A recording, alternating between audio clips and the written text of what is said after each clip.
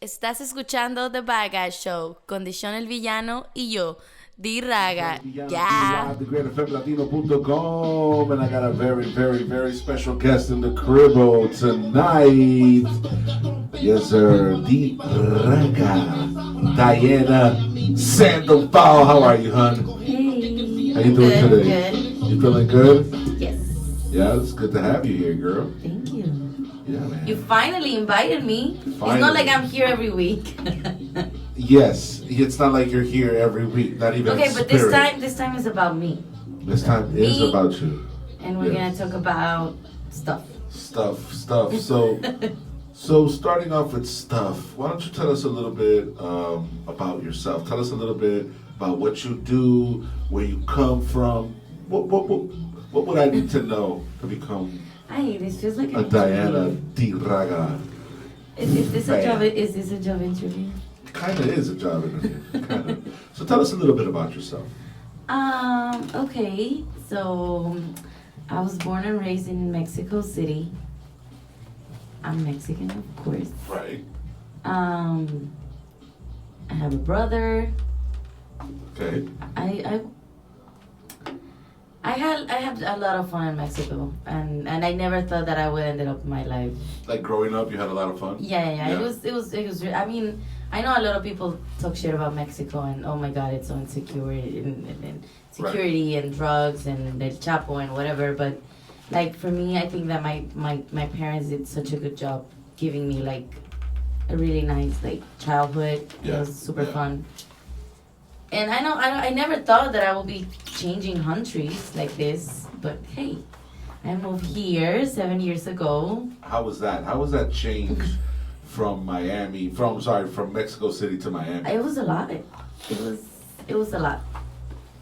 It was a lot. Just because, I mean, culturally, it's very different. Like, here you have a mix of, like, different people and different backgrounds and language, and the Spanish has like you say something but Cubans don't understand it because in Cuba they say something different. Like in Miami there's like 10 different ways to say to say the same thing. So it was kind of it was tough. And the food it's Did you well I mean I personally know that because we're married, but I personally know that when you got here, like one of the things that you like even to this day is like getting authentic Mexican food, right? I mean, I guess I was very naive thinking that I'm gonna find a place that is gonna be super authentic because it's never gonna be. Never. But I mean, I guess and I think that I've been doing a good job, like trying places around and finding what I like, finding what I like in different places. What would you say is like the main like problem with finding authentic Mexican food here that you like? Well, I think it's because the misunderstanding of how Mexican food actually is. Right. Like everybody thinks spicy, everybody thinks Tex-Mex burritos and things like that. Yeah. And there's a lot of things. There's like Mexican food is one of the richest, just with Colombian food. So we have so much food, and not only that, it's like it depends of where you're from. You're gonna like things. Like I'm from Mexico City, I love tacos, and I want my tacos in a certain way. And people north, they're gonna be like, they don't eat them the same way, right? Yeah. Cualquier norteño me diría, the fuck, like they eat different tacos in different places in Mexico. But I love the tacos in Mexico City. They're perfect when you're drunk and when you're hangover. They're perfect.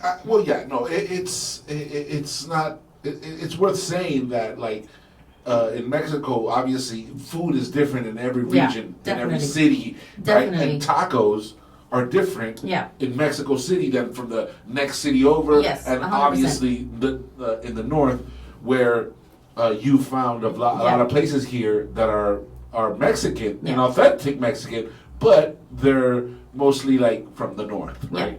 I think aside of the food, like the biggest change was, I mean, of course, I'm gonna say leaving my family and my friends everybody that I knew for 27 years. Yes. Because the only people that I have here is you, my kids, my peeps. But like my entire family is in Mexico. I have you hostage. But my entire family is in Mexico, and it's weird because when I went to LA, everyone was like, "You don't have family here?" I was like, "Well, I haven't. Tengo un tío aquí, but I don't really see him, so I've never met him in person." So have you ever ran into the? Oh, you don't look Mexican. Oh, 100%. Yeah, what's that like? Well, what would you tell? Well, what's your answer to people when they say, "Oh, you don't look Mexican"? That was the next thing that I was about to say. Like the second thing that I was like shocking for me moving, it was like culture in general and how people treat each other. Because in Mexico we are very like. We always say hello to everybody. We always say good night, good morning. We always say excuse me. We don't. That's like something very big in Latin America in general. Yeah. We don't engage Latinos, with people without saying, "Oh, excuse me," "Oh, can you help me," or something like that. And here, people is very savage. Yeah, over here, I think even the Latinos here, like 100%. Because that whole thing of like not even saying hello to your neighbor, or nothing, that's very American. That's very like the gringo culture is. It's a lot more colder. Yes. Even though like you'll see like stuff in the 50s and white people coming out, hi. No, that's bullshit. I've gotten more out of my like black neighbors. Yeah. Than out of my Latin neighbors. You know what I'm saying? Yes. That was another thing. So like for me moving here, like what I knew from this country was what I saw in TV, I guess MTV and whatever channels that we have in Mexico. Yeah. I learned about the American history in school because I was very privileged. Something they teach over there. Oh, that was privileged. Like I was very privileged to be in a bilingual school my entire life until college. Private school. Private bilingual school. Yeah. And then in those schools they teach you the American history. So you learn about not only American history, geography and things like that. Really, so I came knowing a lot of stuff about like American history, but it's taught. It's taught in a different perspective. 100%, right. and it's very neutral. Right. It's very neutral. So when I moved here and I saw number one, culture is different. In Mexico City, another thing is that it's the biggest city with the biggest amount of museums. Oh yeah. So there's a lot of culture. Culture in Mexico, it's way different than here.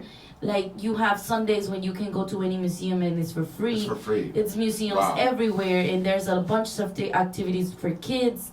Not only like, I don't know, whatever things that you have here, like the zoo and whatever. No.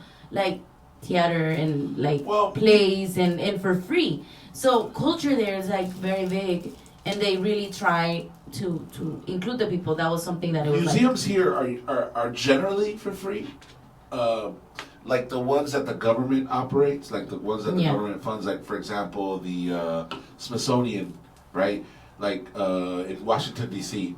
Like I've been to that Smithsonian. It's awesome. But how many museums you have here in Miami that are for free? Ooh, I wouldn't know how to tell you because every single one that I've ever gone to here, I have to pay to get in. You know what I'm saying? Here it's very different because it's like for profit. You know what I mean? Yeah, and I'm gonna sound super ignorant, but the only thing that I knew about Miami, it was like Primer Impacto, El Show de Cristina. Wow. Sábado Gigante. Right. I mean. Walter Mercado. You know what the thing is? all this shows that you see in Mexico about like the culture here, and the only things that you see here in TV is like South Beach and Bayside and the cars and then once you get here and then before I was coming for like years, for months here, and it's totally different to stay here like a couple months. And to live. Not only that, because everybody treat you like a tourist, so everybody's gonna take you. Like I remember, like going to Disney, and then let's see South Beach, and let's see this. When you look at those things, it's like, damn, I want to live in Miami. But then you live in Miami, and like, ask me when was the last time that I was at South Beach. When was the last time you were at the beach? Exactly.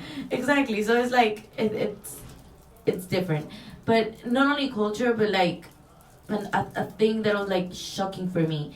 It was the differences between, or people saying, oh, Cubans are like this, or Mexicans are like this, and judging people by nationalities and colors. And for me, it was like, I never had to experience it like that, because, I mean, in Mexico, number one, I'm white. Right, you're physically exactly. white. So I'm white. I was very privileged to be middle class, going sometimes up, sometimes down, but middle class. And I never really had struggles in my life. I always had a car. I always had my parents. I always have food in my, I always have everything. Very different from the life of regular exactly, Mexicans. of regular Mexicans and other people in other cities in Mexico. It's very different. So I know I was very privileged. And for me, it was very, new, everything. Because I was always in my bubble of everybody's equal and trying to treat people the same. Yeah. And another thing that we don't have a big black community in Mexico. Right.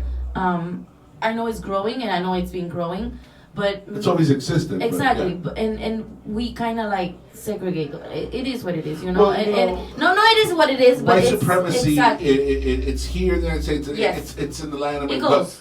But the thing it's different. It manifests itself different. In every country, because over there in Latin America you have the fact that it was colonized by different white people than here in the United States. Yeah. And the way that history and white supremacy has evolved in the United States has been different than the way it's evolved in Latin America and obviously in Mexico. Yeah.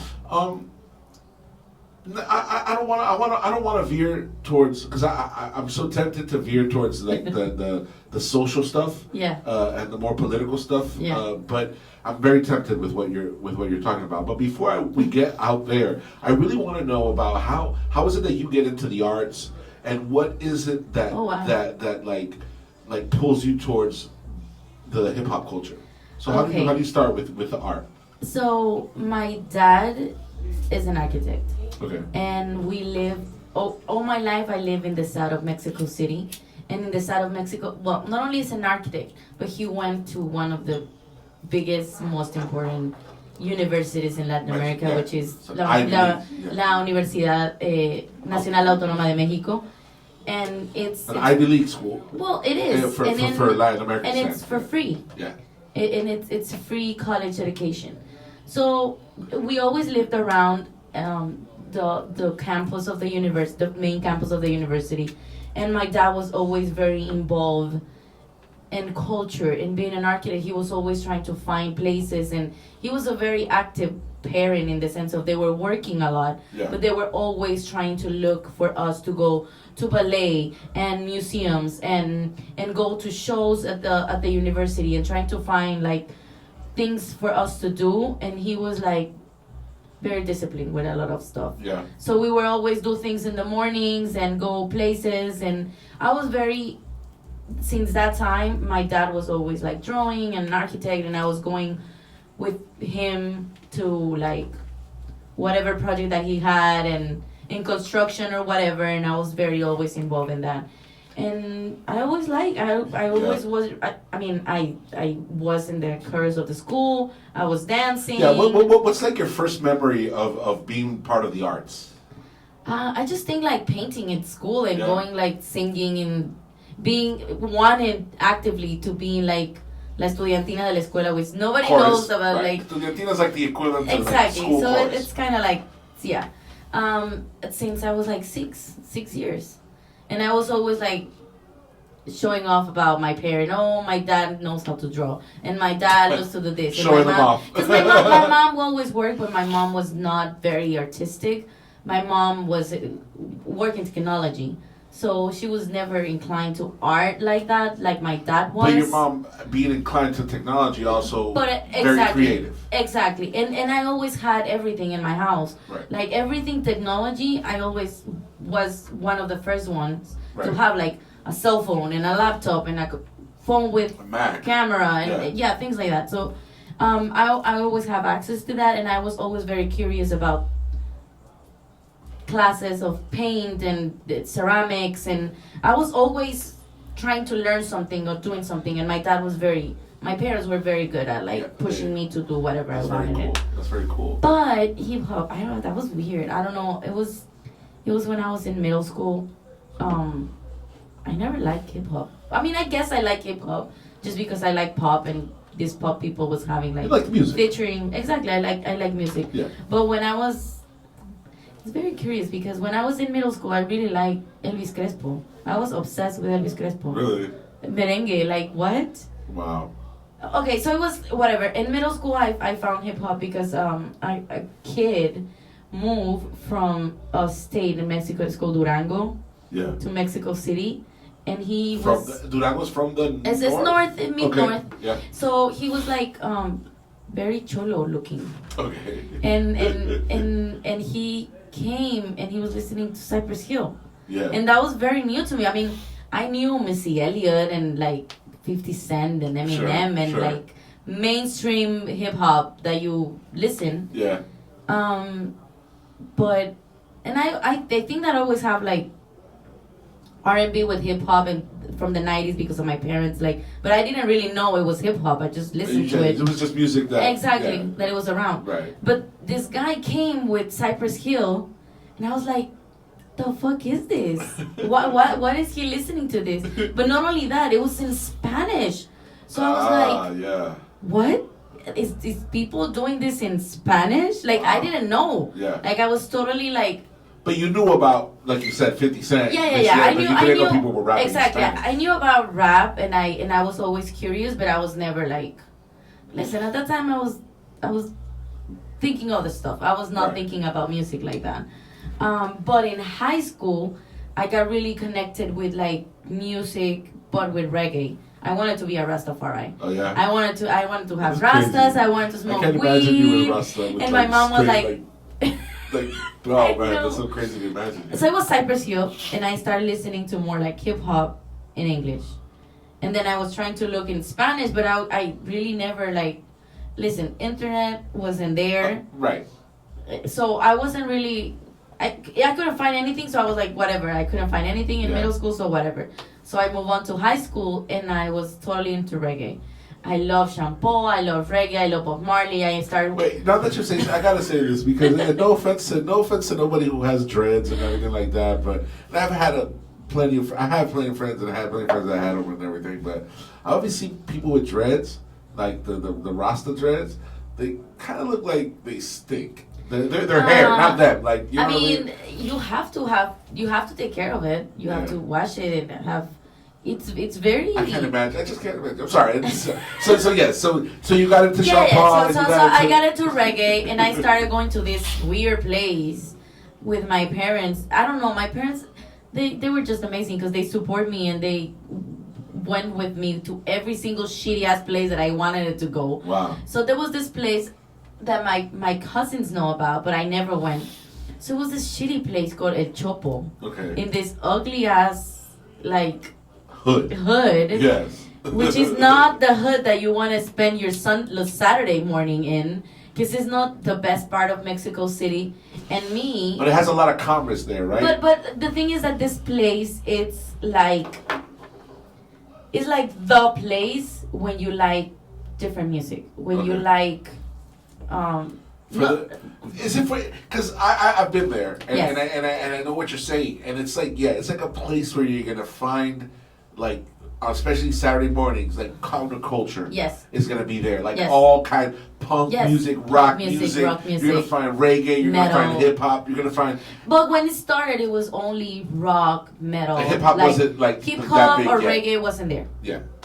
But it grew. So I started going to this place because a friend told me, if you go to this place, you're going to find music that you never listened before, and you're going to find...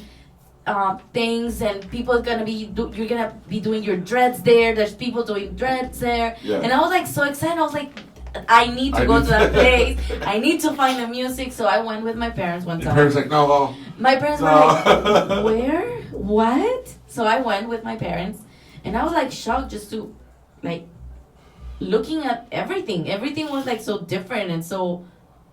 Dirty and so new. You found it interesting. Yeah, I found it like what? I didn't know that. I mean, I was living in my South Mexico City privileged bubble that I was never able to see different things from like. I don't know. It was. I lived in a bubble for a long time, so looking at those things, it was like shocking for me. But it was like interesting, and I wanted to know more. So I got into reggae. My parents didn't like that. part of my, just because I was you weren't really, like smoking weed or nothing. No, but I wanted to, and I was always trying to tell my parents, like, you don't get it, like the Rastafaris have this religion where they have to smoke weed to connect with God, and no they wonder, read like, the Bible. We don't want you. We can't any other religion but that one. Yes. So I went to Sean Paul concert. Okay. In Mexico, in a really shitty place. My parents went with me. My mom was there with me. Wow. And Big Metra opened the show. Big Metra. Cool. Big Metra, it's a big reggaeton rapper that is very famous in Mexico City. Yeah. In Mexico in general, I think in other places in Latin America he's famous. We could safely say. Yeah. So I listened to him and I was like, wait, I thought, what? I didn't know. It was very confusing for me because... why is he doing that in Spanish? Exactly. I was like, what? So that started like my curiosity with hip-hop and trying to find things in music. So at that time, internet was already like a thing, and you can like download music from Ares or LimeWire. You can give your computers AIDS, but... And then MySpace started. Oh yeah. So in high school, I started my MySpace page. You know, I was like editing my stuff, and it was animated. You know what? Side little tangent. It's crazy how it was all like HTML based back in the day, and then like people had to like crash course learn. Really? HTML, like pretty much everything. To be able to set up and pimp their shit. And there were people that would pimp their shit out. I was one of the ones that was pimping my shit all the time. My background was the ones that were moving and have like stuff. Compared to now that it's like none of that. None of that. Everything is so easy. Yeah. So okay. So go ahead. I started my MySpace page, and I found, and it started like looking for people that I was doing hip hop in Mexico. Okay. And I was connecting with people that I was doing hip hop in Mexico City, and I was like shocked. So the first guy that I listened, that I was actually like doing it in English and Spanish, and it was this cholo looking guy. It was MC Pac. MC Pac. MC Pac was the first one that I found. He tried. Yeah. He tried. Okay. So I found this person that was doing music. This person. Well, because whatever happened after that. But I found this person that was doing like what I thought I liked in Spanish, and I was like very interested in like knowing him, but knowing the movement, because it was just so new to me, everything. I started like looking into the hip hop history, and because that's the thing. You started liking it. And I started liking it a lot, and I was like, well, it's similar to reggae, and I don't have to have like dreads. and I like the graffiti. I like the whole. It was the whole package. It offered you more of a place for the things that you personally like. Yes, because it was the whole thing. It was like you have graffiti, and then you have people that dance, and then you have people that raps, and then you have the DJs, and you have the beat makers, and you have like. And I was like, damn, this is all I like. I like art. I like to dance, and I like the music. So it's nice. And I started like my parents were always lefties.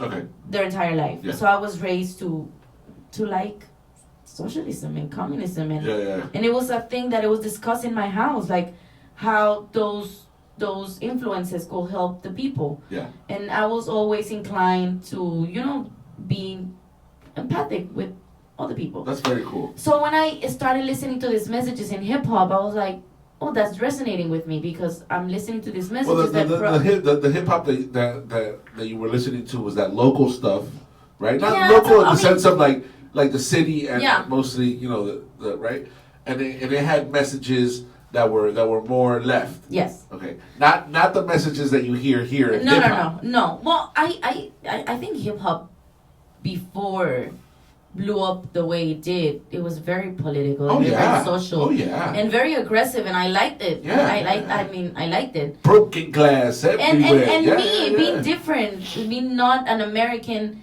I never feel the need of, I like the East Coast or the West Coast, or I like them all exactly. And I was just liking everything, and MySpace started everything. Like, I started hip hop and I started liking everything, and all of a sudden I didn't want to go to college. I wanted to start and study music production because I wanted a record label and I wanted to produce hip hop. Right, wow. I wanted to produce hip hop because I saw that there was nobody there with a studio actually supporting the people. Right. There was not really people making events for all these rappers that had all this music, and people were not listening to their music. So I was like, why is people not listening to all this like hip hop that we do here in Mexico? Like, I was like, we have to do something. I have to do something. Wow, that's crazy, bro. Yeah, and my parents never liked it. Right, but they went along with it. They were along with it, but they never like fully liked the idea of, number one, me going to events in really ugly hoods in Mexico. Of course. And this is the thing. Like, my parents were very lefties, but were very protective. There was a lot of things that never wanted me to see from the city, like public transportation. Okay, I started public transportation when I was in high school. Like, before high school, I barely used public transportation because I always have a car. You're in your little bubble, bro. Exactly. I was in my little bubble of knowing the same people for a long time, and I was like, I mean, look, the thing about hip hop is that it is something of the people because it's street. Yeah. You know what I mean? To the point of the message being the message in hip hop, American hip hop versus Latin hip hop. I would say, you know, there's less capitalism involved. Yeah, in the Latin hip hop. Definitely. And way all the way through in American hip hop, so it's different. It's a different animal. Different. It talks about different things. Yes. It has different priorities. Yes. So, so I think that like your point of view is very unique because you have that you know, like the root of the hip hop that you first learned is a different one from this one, and then you have that mindset of lefty kind of this should be for the people. Yeah. And I know obviously like with time, you know, you get a better or whatever your own critique of capitalism. Yeah. And you're able to hold it up against like what happens here. Yeah. So I mean I think your insight and honestly I do think that your insight is very unique because of that. Oh, you know, thank you. 100%. And so yeah, hip hop changed my life. 100%. Yeah, no, I hip hop changes lives, and it changed my life too. So tell me, I'm sorry to interrupt you because you're telling me. I'm trying to go chronological. But you're telling me that your parents aren't really like, oh, plus you decided not to go to the university and go to like a trade. My dad always wanted me to go to his university. Right. Like his goal in life, it was for us, me and my brother, to go to la UNAM, la Universidad Nacional Autónoma de México. And all of a sudden, I was like, no. But I need to like I don't know a little bit of background on that because at some point the university went through a lot of stuff that it was like bad and they went into like una huelga. Right. For years. So a strike. Yeah, they went to a strike because they wanted to privatize the university. Right. And it was very bad. And because historically that's a government funded university, which is for free. It's free. Yeah, it's free college. Free for everybody. Anybody who can get in. Yes. Because their standards are extremely high. Yes, they are. The standards for that university. That's why I say that it's equivalent to an Ivy League school here in the United States, even though you know those are for profit here in the United States. A government run.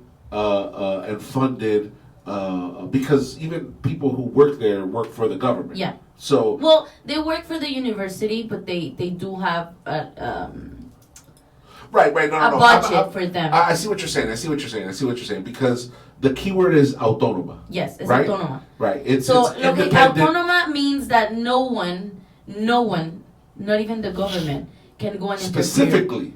not the government. Specifically not the government. Specifically not the government. So even though it's government funded. Exactly, and they have their own police and they have their own things. They're police totally don't go there unless they right. call and like things like that. So it's very independent. It's a very, to be honest, it's a very lefty, like very humanity. Concept, of education. So because that happened, the strike happened for years and it was very bad. The university had like this bad thing attached. Branding, attached to it for years. So that was my time. Like a negative. Yeah. So that happened like in the end of the 90s, like 99, the 2000s. Yeah, I'm very old. Anyway, that happened. Entonces, I'm getting out of high school in 2006. So I was like, no, Dad, I'm not gonna go there. Like, first of all, it's very hard to get in, and second of all, I don't wanna study that. I wanna go and I wanna study music production, and I'm gonna go and do it, and I'm gonna have my studio, and I'm gonna start doing events, and and I'm gonna do this hip hop thing, and that's what I'm gonna do for my life. So that's what kind of did. Like, my parents were like, okay, we can only help you to a certain point with college, right? Because it was very expensive. Because I decided not to go to a public school, right? So it was the private school. And going forward, right? You find yourself, let's say, going through motherhood, going through different situations that kind of pulls you from the initial goal that you had, right? But you still found yourself doing something artistic, studying something artistic, getting into the university that you initially were protesting not going into. Yes. So tell me about that. How is it that you go into the university afterwards, after giving birth, after being a mother, you say, okay, fuck it, let me do this. Why was that? Well, after a lot of hip hop and a lot of events and a lot of people that we met, and after meeting you. Yeah. Oh, right. I mean, I'm sorry. You know what? Hold up. Because, we are skipping something very, very, very important. Very, very important. My bad. Let's rewind the tape. And let's go into when you started going to the school. Yeah. Right? That obviously your parents had to pay and stuff. And, it wasn't They weren't very happy, right. But I was happy. So you started going into music production. Yes. You started organizing events because you said nobody's helping nobody. Yeah. There's nobody doing events. So you started doing events. What was that like? Yeah. It was very exciting for me. It was fun. I enjoyed the whole ride. Like, I was meeting a lot of people. I was going a lot of places. I was like, I felt like a grown up because I was going and making these deals with places. Like, we're gonna bring people and and it's hip hop in Mexico. Hip hop is for like poor people. Not only poor people, but bad people. They're gonna bring bad people and they're gonna destroy. Right, the stigma. Exactly. Because you're talking about the stigma. Exactly. Okay, I see what you're saying. So it was hard for me, but I found a lot of places that were like very nice to me and the people that I knew, and then that I met, and I started with events and I started like networking with people, organizing and meeting more people, and then more people was bringing more people, so I started like getting into pretty much the whole movement in Mexico City. All the people that now they think they're the biggest, they started in one of my events. Like that's something that they're never gonna say. I don't say it a lot, bro. But a lot of people that is doing big things right now in Mexico, they were at some point in one of my events. Right. And I know them, so they can act like. Anyway, and that's when we met. Right. Because a friend, I met this person that was like, hey, I have the kind of the same interest that you have. Yes. And it just happened that I know a lot of people from the past that has been doing hip hop for like years, and I was like, what are you talking about? This is so new. And he's like, no, there's people doing this since the 90s. And I was like, what? So he knew a lot of people in Mexico that was doing hip hop for years and years before I knew. Right. And one of the person was you. You were one of those. You know, when you say the 90s, it makes me feel very young. It was the end of the 90s. In your defense. Yes, in my defense. 99, just exact. Yeah. Exactly. Yeah, I mean. So we're talking about, right now, we're talking about 2005, 2006, something like that. Right. Like this is exactly. This is the time. So I started doing events, bigger events. I was doing bigger events with bigger people and sponsors and bringing. And you came to Mexico 2 times. I stole your heart. Yes. See, I didn't want to go through this. I wanted to skip this whole thing. But we met like that. we met through hip hop. Like yes, it is like that. It is like that. I love that though. Me too. I love that we share that deep, very deep bond, which is hip hop, because hip hop is so important in my life, and it's like I don't know. I see it with just being around it like so much. It's just like see how different people it's affected in different ways. Yeah. You know, so that's very cool. Yeah. So. Right, you're doing events and you're meeting people. What was your end goal with all of this? I didn't have like a really end goal. I wasn't really thinking about the end goal. I was just going with the flow and looking at everything that I was doing. Young.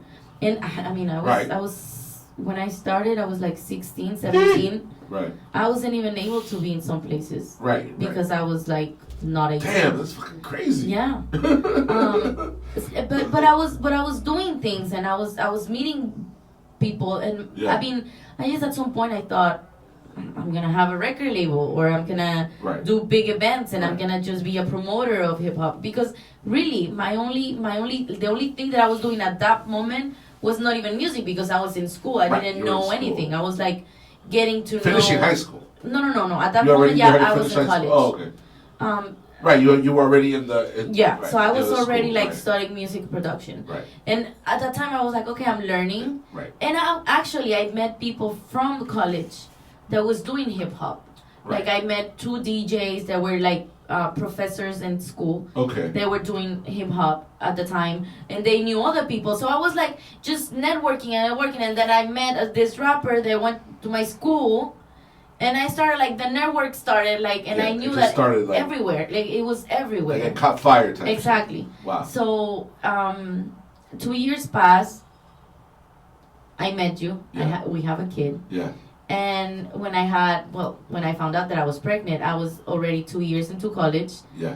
And I didn't finish music production, but I finished sound engineering. Yeah. So I learned that for 2 years. But then I had a kid. You were living in Mexico. Yeah. And my parents were like, well, it doesn't work with him. What you're going to do with your life? Yeah. You've been doing this hip hop shit that is not really bringing you a lot of money. Right. And you didn't finish college, because my parents were like, okay, now we need to help you, to support you, and we cannot pay for college anymore, because now we have to support you and your baby. Yes. So we cannot do that anymore. So you need to find something to do and do it fast, because now you have a kid and you need to provide for your kid. So that's what I did. I went to college. And I decided that process of getting into school. I decided to go to the easiest. For me at that moment, it was the easiest path to go because it was for free. Right. Which it was like going to the university that my dad wanted in the first place. Right. So I studied in La UNAM, in la Universidad Nacional Autónoma de Mexico. Just you didn't become an architect, obviously. No, I didn't. And he was very disappointed because we lived right in front of the campus, and I decided to go to a school that was almost 2 hours away from my house. Wow. But so tell me about those standards. How high is standards is it to get into that school? There's 2 ways to get into that school. Just 2 ways.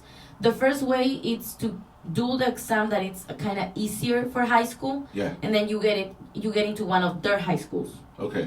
And then if you get into one of their high schools and you are a really good student, you can apply to have automatically go to the career that you want. Now when you say but it's by tiers, right, but now you say automatically, what you're saying is that well, it's not automatic because you already worked your ass off for 3 years. When you don't come from that system, which is in your case, you have to yes. do so that was exactly exam.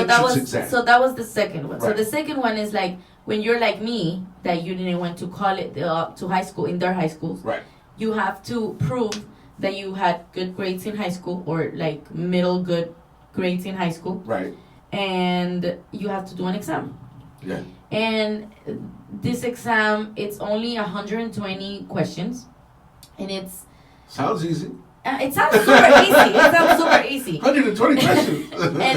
and it asks from everything like history, math, science. It depends of what you're gonna go, where you're gonna go. Yeah. But I was going to arts, to the arts. Okay. So they were asking me about philosophy and art and history and literature and things like that. Yeah. But all the exams are like, there are 4 exams, depends of what career do you want. And I decided that I wanted to study design and visual communication. Okay. At the time it wasn't a faculty, it was a school, the School of Arts, and it was part of La UNAM. Right. But I saw that it was like I needed to have like a perfect exam to get into that school. Really? Yeah. Wow. Because you don't have options. You don't have like options of like when you're in their high schools, you have options. Like you have 3 options. Like I want this career or this career or this career. Okay. And then it depends of like your grades that they put you on one and then you can change. I see what you're saying. So when you're not from their high schools and you have to do the exam, you have to have the points that they want and they need and require to get into that school. So I went to this course that my parents paid for 3 months, 7 days a week. I was going to school for like 10 hours a day. Wow. Going back through high school, because I ended up high school 3 years ago by this time. Yeah. My son was already born. He was months. He was almost a year. So 3 years passed. I wasn't doing anything high school related or school related. I was doing HipHop. I was music, and that was what I was doing for 3 years. Yeah. So I had to go back to high school and learn pretty much high school in relearn again. And the competition to get into the motherfuckers is so this incredible, right? So everybody in the country, for every place in the country, they can take the exam. So it closes the opportunities, because you're talking about like thousands of people going for the same opportunities that you want. Wow. It's crazy. Yeah. So my dad was like, "Are you sure? Because number one, you decided you want a career that is like 2 hours away from the house. Holy shit. When you have the main campus here." And I was like, "Well, sucks to suck." Yeah, I mean, you didn't want to do that. I didn't want any career that was there. The only one that I actually kind of liked, it was industrial design, but it was very hard, and it was even harder, and you had to have architecture for a year. Yeah, so I mean, I went through it with music production, because sound engineers, they're all men. Yes. I was the only one there. Wow. Like carrying cables and doing things like that. Yeah. So with industrial design, my dad was like, "Well, maybe you can do that," and I was like, "Not really." But another thing that I've learned in college when I was doing music production was like, I took this random class for with one of the professors that were there. That it was actually, he was doing photography. I don't know why he was there. Now that I think about, I don't know why he was a professor there, but it was like an extra class that you can have. Like they had like a one class that you can do whatever you want that they have there. It could be DJing. This was in Martel. Yeah, in Martel. So I actually took a class, scratch class, the DJing scratch class. And then my second class was design of covers for CD covers. Right. So it was like a crush class of Photoshop and pictures. And since then I liked it. And when I was doing my events, I was designing the flyers. The flyers. Nice. So when I needed to go back to school, I was like, well, I'm gonna study design and visual communication. I like it. I think I'm attracted to it. I think I like it. I saw what it was. So this exam, 33,000 people took this exam when I did it. Yeah. How many 33,000 people took the exam, but how many places were there to give? So I didn't know this until I saw the results, but so I took the exam. I was very confident. Yeah. I was very confident because I mean for 3 months I didn't have literally a life. I was just studying, going and staying. And even with me, when I was taking the course, it was like 100 and 200 people going for the same career that I wanted in the same school, because that career is in another school that is way farther than that one. Yeah, the campus and everything. Yeah, so I wanted that campus and I wanted that career because that's what I wanted. So I took the exam. It was very funny because this exam you take this exam in private schools. You go and private school open their places. Yeah. So all the thousands and thousands of people that need to take the exam go to different schools. So it depends of your area and whatever. So there was always this joke of like, there's such the amount of people that take the exam that it can be like you're gonna be in a chair and they're just gonna give you a piece of plywood and you're gonna take the exam in your on the chair, just in your legs, you're gonna have the plywood and whatever. And I always joked about it, and I was like, I mean, being this privileged white kid, I'm like, what the fuck are you talking about? They can't do that. I mean, it's exam, and you pay for the exam, so it's like, they can't do that. They have to give me like a place. So, funny enough, I got to the school that I had to take the exam, and they gave me a chair, a piece of plywood. Shut the fuck up. And I took my exam. Shut the fuck up. I'm not lying. Just like you were making fun of. Yes. Yo, that must be a crazy experience. I mean, it was crazy. You know, and then you said that after you took the test, you found out that about the placements. Yeah. So they take like a month to give the results. So I took the exam. I was very confident. Because of the course and a lot of things. So I finished my exam, give my exam, go back to my parents, and they're like, okay, well, now we wait. And they publish the results in the newspaper, the national newspaper. Shut the fuck up. Yes. That's crazy. So everybody knows who's in, who's out. Oh my God. It's public humiliation. Wow. Okay? Yes, it's like that. Wow. Yep. So your name came up in the newspaper. Yes, on the newspaper. So when I'm looking at the results, I didn't wait for the newspaper because it was or the newspaper or the website. Right. So with the website you can see it right there, but the newspaper you have to go by the newspaper and whatever. So my dad went to get the newspaper, but he was like, no, they don't have it. I think they're gonna be tomorrow, whatever. So we went online. So I got in and I don't see my name, and I'm like, fuck. No, I mean I was already like, what am I gonna do now? What I'm gonna do now?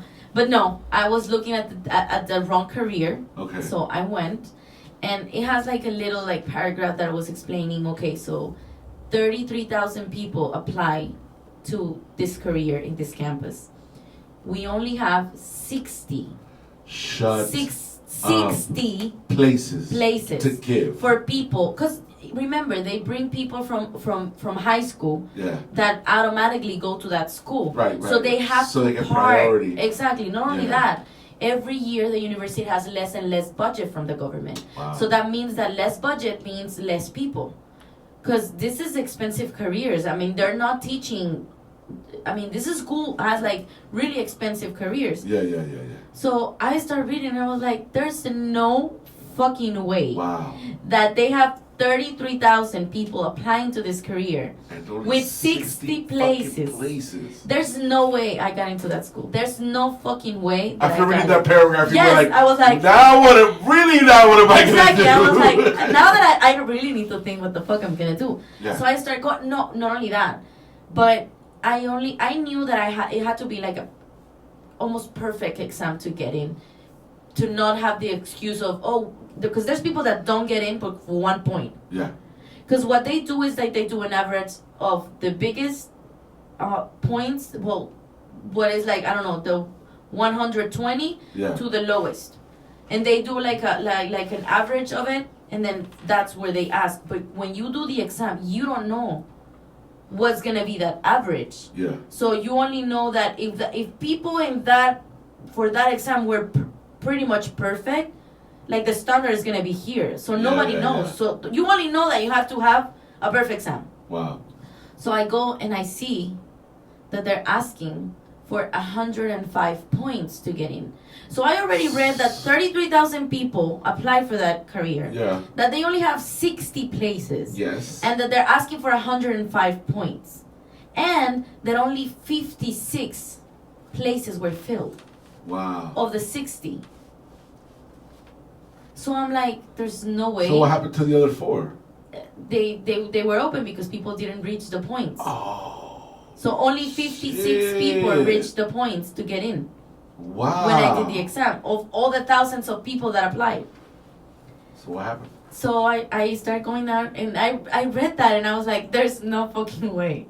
There's no fucking way that I have a good exam or a good enough exam to get into this career.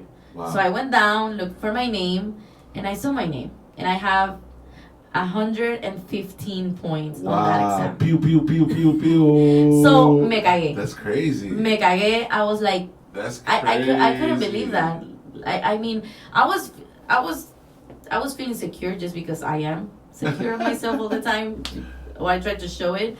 But I was really cagándome. Yeah, like, inside I was like, I can imagine. After reading that, I was like, there's no fucking way I got in. Because you need a fucking perfect 33,000 people applied to this exam. It's like, what the heck? But I got in. Well, congratulations. I think that you know because I know you, I guess I'm biased, but I've always known that you have quite a brain on you. Thank you. And that's very lovely. So congratulations on that. Let's do a quick song break. Yes. And we'll come right back after a song. Okay, go ahead. Put on a song. We'll do that song. Estás escuchando The Dagr8fm Show con D'shon El Villano y yo, DiRagga. Ya. De la buena pie. De la buena pie. Ya tú sabes. Esa era Big Metra. ¿Era? Dejó bueno, de ser. es. Dejó de ser famosito, la verdad, pero bien, o sea, padre. ¿Sí? ¿Padre? Padre. ¿Tú crees? Sí, me decepciona que su disco que más me gusta no esté ahí.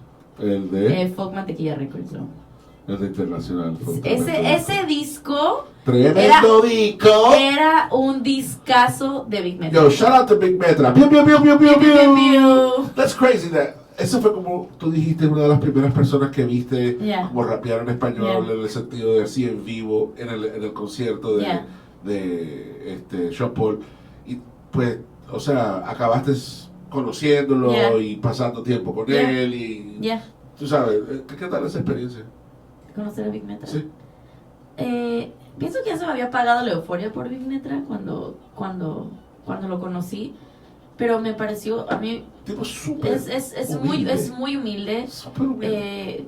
A mí me encantó la experiencia que vivimos en Mantequilla. Mantequilla Records fue una época muy chévere. Fue un buen intento de personas con dinero de mostrar el hip hop. Claro. Personalmente, sin ofender a la vieja guardia All Stars, no pienso que escogió a las personas más mainstream, no pienso que escogió muy bien a quién sacar. Pienso que pudieron haber hecho más, pero pienso que la época de Mantequilla fue una muy buena época. Lo bueno es que al escoger la vieja guardia, en defensa de la vieja guardia, al escoger la vieja guardia al menos le dieron al hip hop, o sea, un poquito de... No, definitivamente. Y a gente que llevaba años. Sí, haciendo, yo los conocía desde mucho antes. Exacto, tú los conocías en el 99.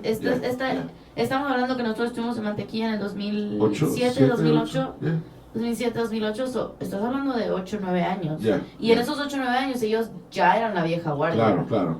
Y ahora ellos son la viejísima guardia ahorita, porque ahorita ya... Sí, yo lo veo como que más bien Mantequilla no supo cómo... No supo definitivamente, no supo sacarlos, cómo, no supo cómo manejarlos. Sí. Pero bueno, ¿Ya nos quedamos? nos quedamos en que entraste sí, a la universidad y fue una cosa, o sea, una experiencia muy como, tú sabes, muy, muy particular, porque, o sea, hacer un examen que solo 60 personas van a entrar, pero hay 33,000 personas que hacen el examen, eso, you know, that's tough, that's really cool. Echando un poquito para adelante la historia, porque como artista, ¿verdad? Estás en un punto donde ahorita yo veo que hace, no sé, 3 años tú decías, coño, yo quiero estar haciendo eso y más, o sea, pero dentro de lo que querías hacer, ¿verdad? Pero antes de llegar aquí a este punto y hace 3 años y anterior a eso, o sea, tú vienes a Miami, llegas a Miami, tienes esa cultura, that culture shock that we were talking about, ¿verdad? In the beginning. It was a culture shock, y llegaste and it was like, whoa, right? You go through entras una etapa and you go through a period of time where you kind of feel like your art is stuck. What was that like? It was very frustrating. It was frustrating. Because so I got out of college and I pretty much moved here. You get out of college with a bachelor's degree, by the way. With a bachelor's degree.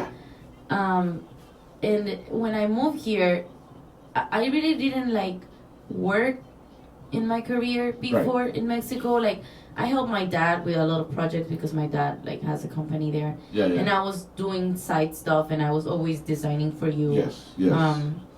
But I didn't really have like job design experience. It was always like a side hustle since I was in college. So when I moved here, it was like, okay, now I need to prove that I've been doing something for years. And that I have the experience that I can do it. But I mean, I was undocumented for a couple. And I wasn't able to work. But then we met the Dagr8fm people. We started the show.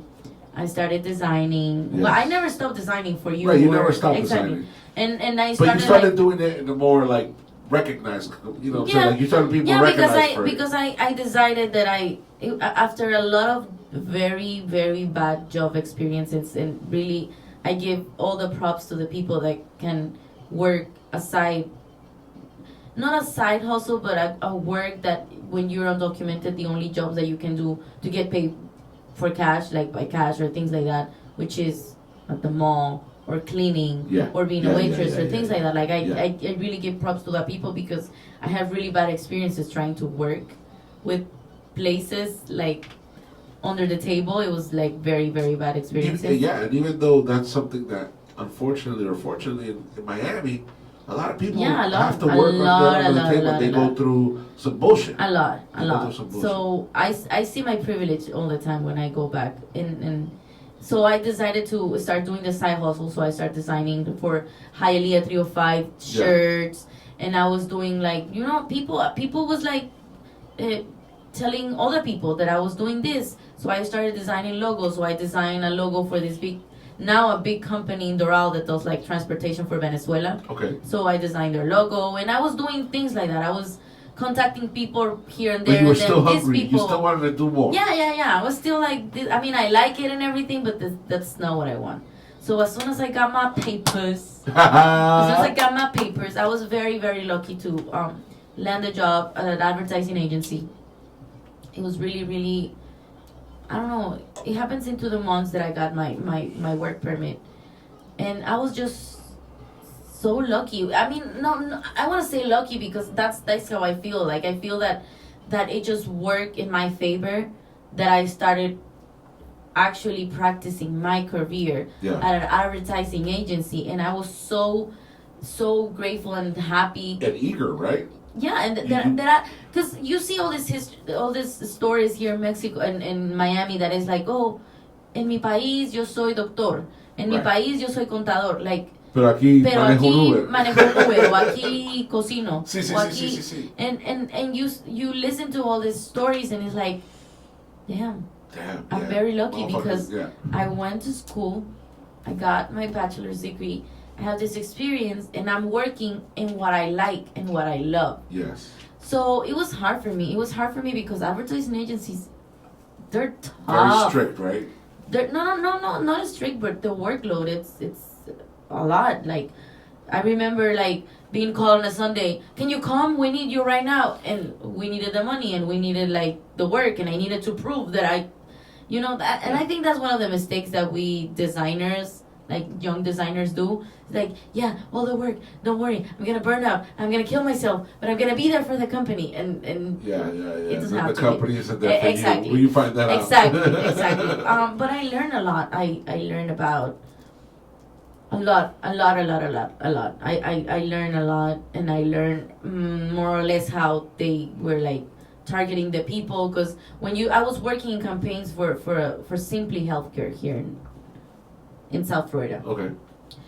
And they have like their promotionals for Black people, their promotionals for white people, their promotionals for Latinos, their promotionals in Spanish, but in Spanish for Black people, but in Spanish for Latinos, but in Spanish for Creoles. I don't know, Creole. Like, right. It was like very like that. So I've learned a lot about like how advertising agencies move like that. Yeah. And it's fucked up because it's very racist and very elitist and very like, but that's how like. That's the way it moves. That's the way it works. Yeah. The workload was like a lot. And at some point I was like, damn, I'm making, and I was making good money. But at some point it's like, is it worth it? Is it worth it? Because I'm making all this money, but I don't have time to enjoy the money. Yeah. Because I'm always working. Yeah. And we had our kids and the activities for the kids and work. Life in general. Exactly. It was just a lot. So I was like, I was always trying, and I was looking into things. So I always like letters and lettering and calligraphy and things like that. And I took classes in college, but I was never, because my rush, and I have a kid, so my rush of working and my rush of like, I never had like really the time to sit down and learn and have the patience because my kid, because I had a kid and you have to do all these things, and now here. So I started like a new job after that one, and I started liking like lettering, and I started getting into calligraphy again, and I was like, I want to bring that again. Like, I want to bring that to my designs and things like that. And I started like practicing and learning and things like that. And I really like it. I don't think I'm there yet, but I've been doing it. I mean, I've been able to see your progress as an artist, because everybody goes through that little funk that I was talking about. Like, but, to those of us who persist, it's like we eventually find kind of like, okay, this is kind of where we're going now. Well, another thing, and I want to keep this conversation, but I want to go back a little bit, because there's something, and a really, really nice project. I think the biggest project that I had, that it's in my heart forever. Which is? My documentary. Oh, okay, yes. When you were in Mexico, you did a documentary. So I never ever left hip-hop scene like that. I was always involved in the hip-hop scene no matter what. Yeah. Because I was doing the music for you, doing the designs for you. Yeah. And we were meeting all these rappers from Latin America and always collaborating and in touch with them.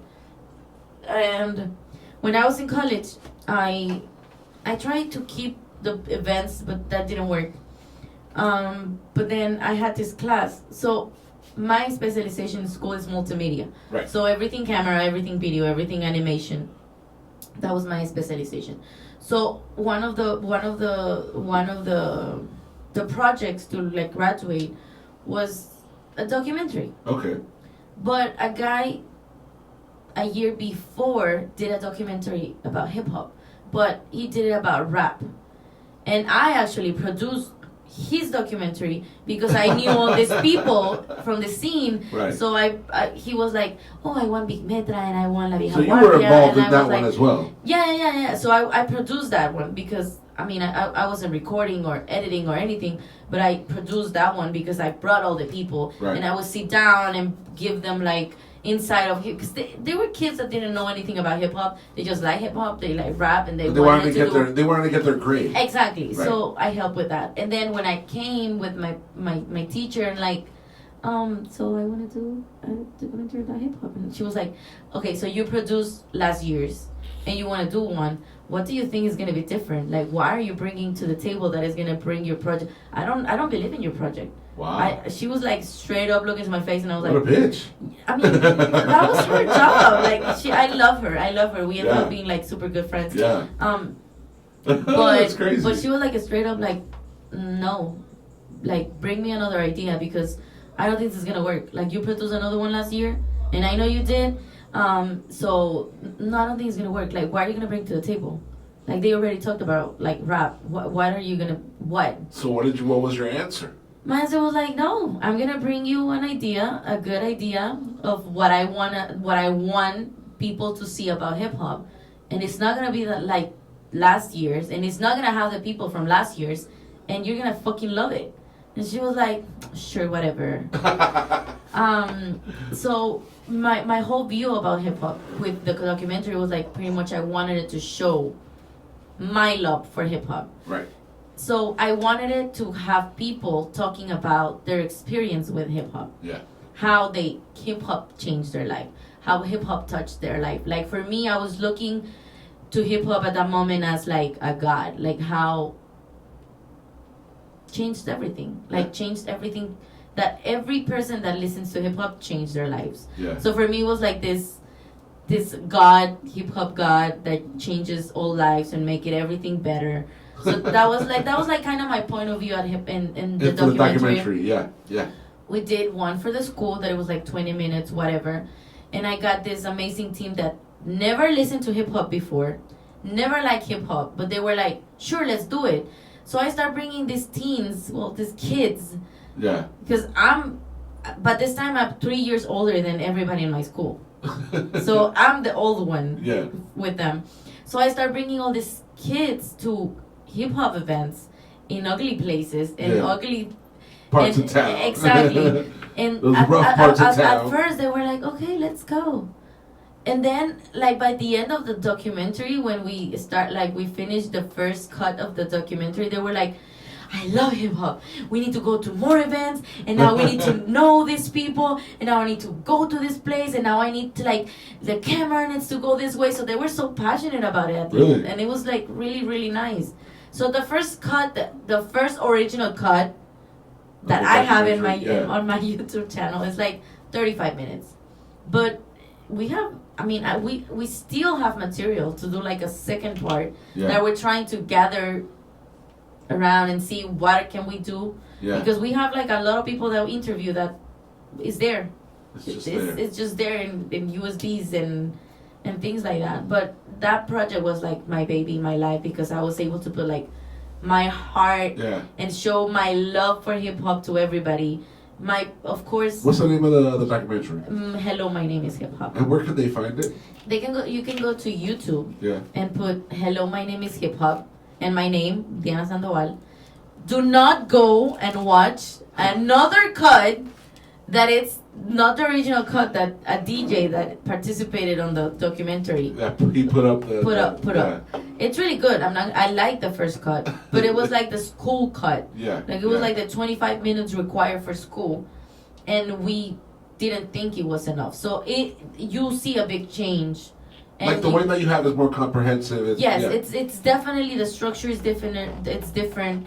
They have different people that we add, and I just love the whole experience about the documentary was like amazing. Awesome. And it was my part to show like love for hip hop and the people of Mexico City. Well, it seems that you've always been showing love because even like the shows that you were putting together, it wasn't like you were making a profit doing shows. At all. You know what I'm saying? So you were doing it for the love. I was definitely doing it for the love. So I mean, I think that's the documentary is like an obvious progression for that love that you have for Mexican hip hop and hip hop in general. Yeah. So I was able to graduate with that project and it become a thing, and I have like professors like getting to me and asking me like things about hip hop and my views, because it was like very special for them, the view that I had. Wow. Like every time that I talked about it, it was like hip hop is like a god. Like He changed everything, and he's there with you, and he's gonna give you hopes and dreams and. Well, yeah, and a perspective, right? Because I mean, at least for me, exactly, is, and I don't think everybody understands it. No, I don't think so. The thing is that it's not. It's weird because here it's already like indentured in all the culture. Yeah. So it's but not in Mexico, not in Latin America. But whether you talk about it here in that way or over there in that way, people still gonna look at you crazy. Yeah. Right? Because a lot of people that grow up here right now, they don't know what hip hop went through to be where it's at right now. They ignore so much of it. They just get, oh yeah, it's always been around. Yeah. No, it hasn't always been around. Yeah. It may seem like that. There was people that struggle and make events and promote and design and and hip hop has come a long way. Yeah. And speaking of which, how do you feel hip hop influences what you do now? I think that it influences everything in my life all the time. Yeah. I think that it's something that it's never gonna go. As far as your artwork and stuff, is there anything that you can like point to that you would say, yeah, this is a perspective that I get from hip hop? Well, I think my design and the way that my design evolved, because it started like for calligraphy, but I always had like a thing for letters. And if you see your designs that I did for like covers and all the designs that I did, I always like to play with different fonts and try to make it like fun and and I always wanted it to like, I always listen to the song before I design, or I design while listening to the song, because I want the cover to go with the vibe. So that was like always my process, my creative process with all the covers that I did. And I always like to have different colors and different like letters, typography, and mix and play with it. So I think that's the way I evolve in the sense of now calligraphy, and now I'm learning lettering and sign painting because that was something that I liked. But I never graffiti, did. It's very much in the graffiti. Very artistic graffiti, the graffiti side. But the cool, more profitable part of it, it's being a sign painter. Right. I don't do it professionally. I'm trying to learn and I'm getting into it. Yeah. But just like the fact that I think everything that I do, all the time is hip hop. Like I listen to it. We're in the station. Yeah. We're always in contact with hip hop.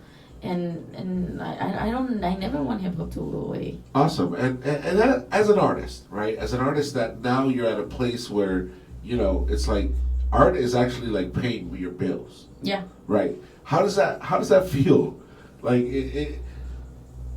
I think of I don't know why, but I think of the metaphor of the frog boiling in the water. Doesn't notice that he's boiling in the water.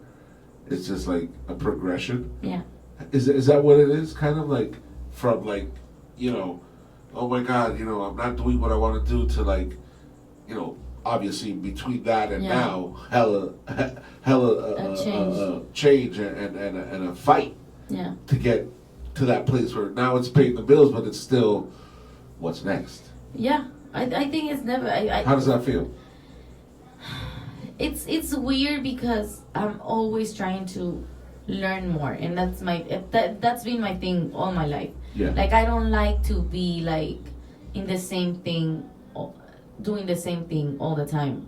I try to learn, and when I would like something, I want to know everything about that thing. Like I want to go see their history, what they do it, how they do it. I want to get involved. I want to know people that know how to do it. I want to learn how to do it. Like that's what I've been. I did it with hip hop. I did it with like a lot of things. So I think that I'm very privileged to be able to use my career and get paid for designing and creating, and I think I'm not what I want to be in the sense of that I'm still working for people. I'm not working for myself. I'm still working for other people. Well, yeah, that's true. You do work for a company here in Miami that does a lot of like artsy shit. Yeah. Right? There was a time where you were like, I want to work for that place. Yeah. But I can't, like, they're not even looking at my resume. Yeah. Fuck these fuckers. No. But you not like the attitude of like, fuck, man, when are they gonna look? Because it's very difficult to make a transition. First of all, from a very straight up square company, it's very difficult to make that like jump. Yeah. And it's very difficult to just jump to another thing that is totally different to what you do. Like that happened to me in the advertising agency. Like I knew pre-production. Yeah. I knew design because I went to school, but I wanted something in video and multimedia.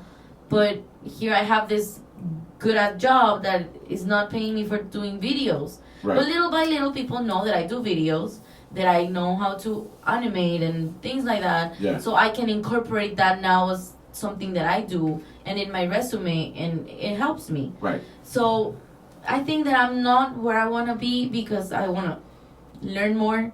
I want to work for myself. I want to have my own clients.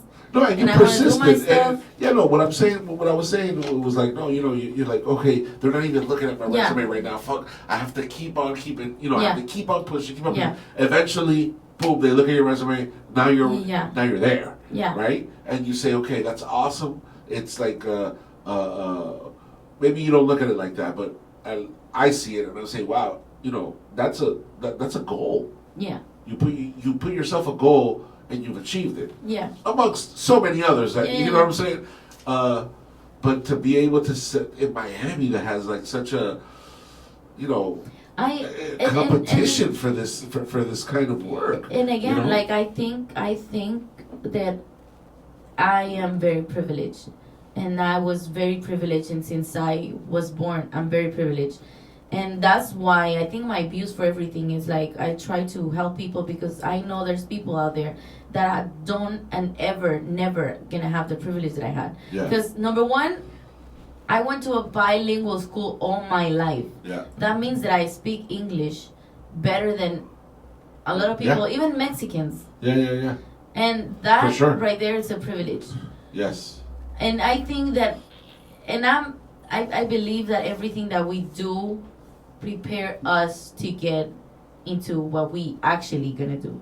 Right. And we're just like getting baby steps of what we actually want to do. Right. So I think that me learning English is put me in a position that I can get a job. Yeah. A better job. Yeah. A job that not other people is gonna have. And then being Mexican, I've been hired to design things just because you're Mexican. Just because I'm Mexican, just because I have this view. Yeah. But not only because I'm Mexican, because there's a lot of people that say they're Mexican. Sure. But that I'm actually born and raised in Mexico, and that I have this view, and that I know the language, and I know the lingo and the vocabulary, and that's something that I am. Not because there's a lot of Mexicans here that were born or they've been here for a long time. Right. There's a lot of people that being so niche, exactly, what they were looking for at that time, exactly, and you were able to provide that. Exactly. Right. Yeah, that's very cool. That's very cool. So I don't know. I've been learning for different industries. I work for a floral industry. Yeah. Big experience. It's a big monster. But you get to be creative. But I exactly. Right? I get to be creative. I get to do little stuff here and there.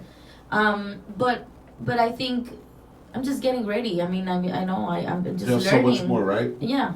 Where do you see yourself in 5 years? Oh my God. I don't know. I want to have my Sparkle Craft there. I want to have my own clients, and I want to know people to like. What's okay, go ahead. Sorry.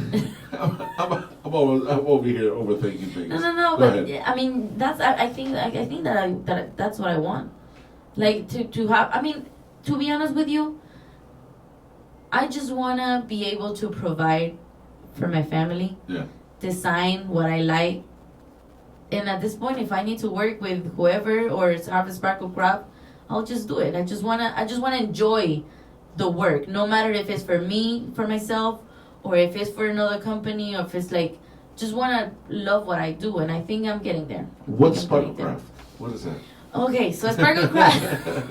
The Sparkle Craft started as a frustration of myself to work like in a company that you have to do things like this, and not really being a creative in the job.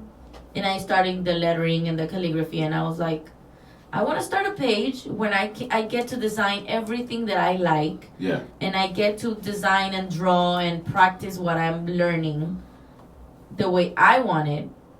And let's see who likes it. Okay. So I started like that. I started like my lettering and designing. I love pink. Yeah. I'm very girly, even though sometimes I don't show because I always wear black. But I was like, Sparkle Craft is going to be my baby where I can do whatever I want. Yeah. I don't care if people like it or not. I don't care if people's going to buy it or not. I'm just going to do it and I'm going to enjoy it. So everything that I've been designing for Sparkle Craft, I enjoy. Yeah. Everything.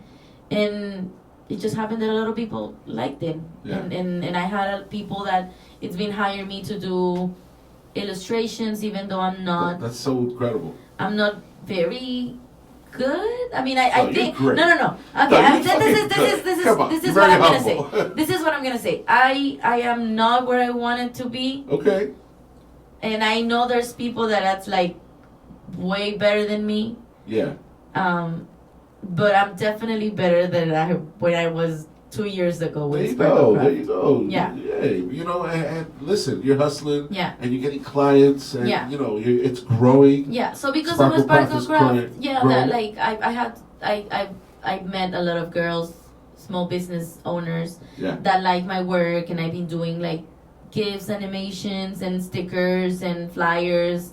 Congratulations. That's so awesome. So it's just like nice because they get to like, okay, we like what we see in Sparkle Craft and we want that. Right. And it's funny because every time that I try to give them something like that I think is gonna go better with them in the sense of like colors or branding, they're like, I don't see a Sparkle Craft there. Oh my God. So it happened before. That's cool. That I designed something and they're like, no, it's nice and everything, but I don't see a Sparkle Craft in this design. Like, wow. Go back and don't think about the colors, don't think about the logo, just design. That's so cool. So it's nice, and I wish that could grow, and you're growing it, right? Yeah, it's growing. You know, it's little growing. by little. It's growing.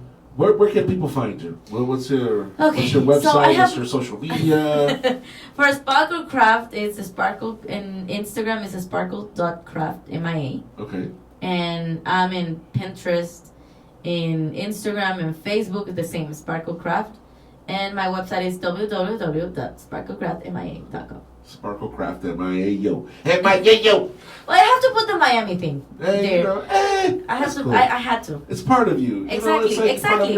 I'm embracing my that's Miami cool. part. Hey, man, that's and cool. Listen, I go to Mexico and everybody thinks that I'm super Miami Super because Miami. I talk like this and I say bro all the time. And at some point I'm not drinking cafecito anymore. But at some point I had like, where is my colada? Wow. Yeah. Yeah. The struggle was real. Yeah. But no, I grew up the cafecito. I had some cafecito sometimes, but I had to put my Miami there. Miami is such a part of our lives. Exactly. You know, and such a big part. And when we moved, we lived in Hialeah for a while. Yeah. So I have the Hialeah in me. Like, we lived in Hialeah for a year. I love Hialeah. Yeah, it's such it's a very great ratchet. place, I love it. It's so ratchet. I love that ratchet shit. Well, thank you so much for coming by. It's been such a great conversation. I want you to come back so we can have a more conversation about politics, about yes. the social aspects of a lot of stuff that we do here, that you do, and that you have points of views of. But I think it was such a great time. We drank beers. We drank beers. We talked so much. I smoked pot in front of you. Who gave us this beer? This was courtesy of Old Head Ed. Bruce Beats and Eats. He came through. Thank you. And we hooked loved us it. up. This was so awesome. Yes. Thank you so much, Old Head Ed. And yeah, man, this is the Bad Guy Show live on the Dagr8fm Latino.com. We do this every Sunday, 8 to 10. Usually, you know what I'm saying? 8 to 10. 8 Usually to 10. 8 to 10. But we make exceptions. You know what I'm saying? We do shit different every now and then. We do the remix very much. Thank you so much. Thank you so much to everybody that listen to us today and every weekend. Every day. Thank you. Yes, thank you to everybody that tunes in, everybody that. And follow me on Instagram. Yeah, follow us all. Villano Music, at Villano Music with Z and a K, on Instagram and pretty much everywhere else. And yeah, you have to download the app. It's free. Yes. On the App Store and the Google Play.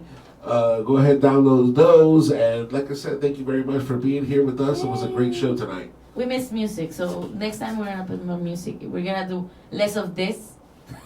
less of this, talking, and more of this. No. We you know, I'm doing this format like this with for a podcast type shit, so it falls right into what I want to do. Okay. And you know, the music is there 24/7. You know what I mean? Yeah. I don't want this to turn into MTV where